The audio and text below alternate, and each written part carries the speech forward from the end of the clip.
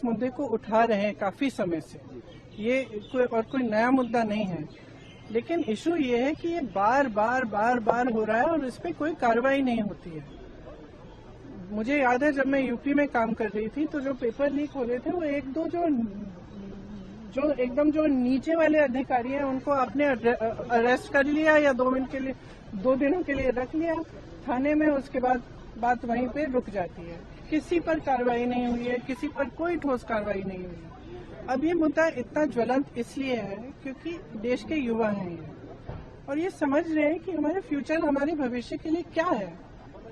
हमारे माँ बाप लोन लेकर मुश्किल से हमें पढ़ाते हैं, हम लोग स्ट्रगल कर रहे हैं। वो ये कह रहे हैं ना, वो कह रहे हैं कि हम स्ट्रगल कर रहे हैं, हमारे लिए इतना मुश्किल है। आप कोचिंग सेंटर्स को देखिए, मैंने बहुत सारे देखे, और कोचिंग सेंटर्स में जाइए और कोई भी माँ बाप जानता है, मतलब किसी भी लेवल का, किसी भी सोसाइटी में आप जानते होंगे, आपके बच्चे जब पढ़ते हैं तो कितना टेंशन होता है, कितना जब एग्जाम होता है कितना टेंशन होता है। एज इट इज इतनी मुश्किल परिस्थिति है, ऊपर से आपने जॉब्स क्रिएट नहीं किए हैं इतने समय से, तो बच्चा अपने फ्यूचर को देख रहा है, कह रहा है कि मतलब मेरे फ्यूचर में फिर है क्या, मैं स्ट्रगल ही करते रहूं। मैं कह रही थी इंग्लिश में, मैं कह रही थी कि मैं कुछ ऐसे बच्चों से मिली थी जब मैं यूपी में काम कर रही थी, जो 26 साल के, 27 साल के, 28 साल के बच्चे कह रहे हैं हमारी तो शादी भी नहीं हो रही है, हम कुछ कर नहीं पा रहे हैं, हम इंतजार कर रहे हैं कि हमारी नियुक्ति की लिस्ट आएगी, पेपर लीक हो जाता है, हम एग्जाम देते हैं, कुछ पता नहीं चलता, उसके बाद फिर हम दोबारा देते हैं। तो मतलब ये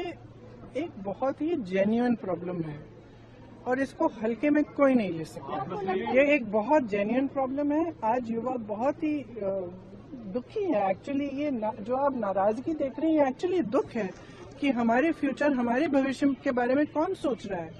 और इनकी सिंपल सी चीज है, आप प्रधानमंत्री हैं, आपकी जिम्मेदारी है, ये युवा है, हम सब इस सदन में रोज आते हैं। अब ना तो यहाँ पे आप चर्चा करना चाहते हैं, ना ऑपोजिशन को आप पॉइंट उठाने देते हैं, आप डिस्कस नहीं करना चाह रहे हैं। ये सदन है किसका? ये उन्हीं युवाओं का है ना जिसको आप रोक रहे हैं बाहर, जिन पर आप लाठीचार्ज कर रहे हैं, जिन पर आप आंसू गैस चला रहे हैं। ये तो मतलब ये सदन ही उनका है, हम सब यहाँ हैं, किसने हमें यहाँ रखा है? उन्होंने ही रखा है। तो उनकी बात तो सुन ले, उनकी बात तो सुन। मोदी एंटी यूथ है, बिल्कुल एंटी यूथ है। देखिए एंटी यूथ है, एंटी गरीब है, एंटी किसान है। अब 12 साल हो गए, हम सब देख रहे हैं ना, किसान आंदोलन कर रहे हैं, आप उन पे दमन कर रहे हो, अब बच्चों पे दमन कर रहे हो। बच्चे हैं, सुन लीजिए इनकी बात, क्या होने जा रहा है। अगर इनकी बात शांति से सुन लें, आप मंत्री जी की जिम्मेदारी है, उनसे रिजाइन करवाइए। देखिए एक जमाना था जब मंत्री जिम्मेदारी लेते थे। मुझे याद है एक ट्रेन का एक्सीडेंट हुआ था शायद 80s में, अगले दिन उन्होंने इस्तीफा दिया। जो मंत्री रिस्पॉन्सिबल थे, जो उसके समय के रेल मंत्री थे, तो इस्तीफा दीजिए, जिम्मेदारी लीजिए, और सबसे जरूरी तो यह है कि सिस्टम को दुरुस्त करिए।